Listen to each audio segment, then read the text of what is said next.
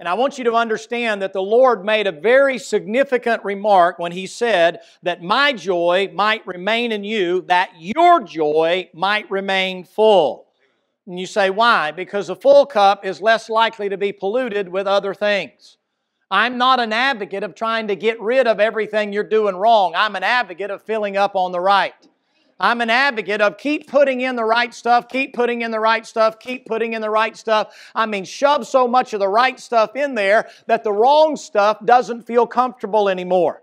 You can tell that you're carnal when all of a sudden you turn on an old radio station, you turn on an old TV show, and you immediately fall right back into where you were, what you were doing, how you were doing it, and so on and so forth. And when you begin to realize that, you sort of kind of relish in it a little while, and you kind of daydream a little bit, and the next thing you know, you're going places that you have no business going, even if it's only in the recesses of your mind. One of the best ways to overcome that is to keep the cup full of the right kinds of things. I'm an advocate, believe it or not, listening to preaching, listening to the right kind of music, the right kind of stuff. Keep the cup full. That way you're less likely, whenever something comes in that's not right, for it to grab a hold of you.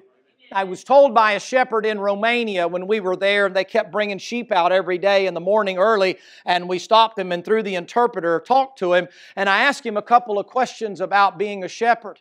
He had on this big thing that was outside, made him look like a haystack, and he said he would stand there and the sheep would get around him, and it wasn't to fool the sheep, it was so that the wolves or the coyotes that would come around there would think he was a haystack, and they would get close enough to the sheep that the shepherd could knock him in the head.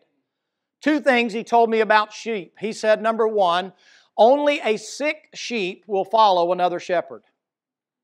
He said when that sheep is first born, that lamb is first born, there is an indelible imprint put upon that lamb. That lamb knows his shepherd. John chapter 10 verifies that. My sheep know me and are known of me, and they know my name. They know when I call them, and so on and so forth. So he told me that was the first two things he said. Number one, the shepherd knows the sheep, and the sheep know who the shepherd is. Number two, the way they prevent disease is not by filling them full of antibiotics.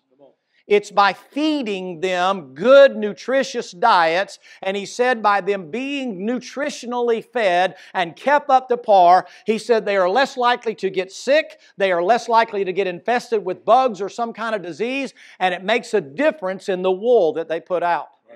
You know what? That's verified in the Bible. When the Lord said of all the things to the Apostle Paul, He said, feed the flock of God over the which He made you overseers. He said to Peter, Peter, feed the sheep, feed the sheep, feed the sheep, feed the sheep. You say, what's important in a Bible-believing church? It's to feed the sheep. Amen. Feed the flock of God. Why? It makes you less prone to disease and infestations and bugs and things getting in you and messing up your wool. And then you got to spend all the time cleaning the wool and picking the wool and shearing the wool and all that other kind of stuff instead of letting the sheep enjoy its life. And too often in the Christian life, we spend all the time on picking all the diseases off of us instead of let's keep the cup full.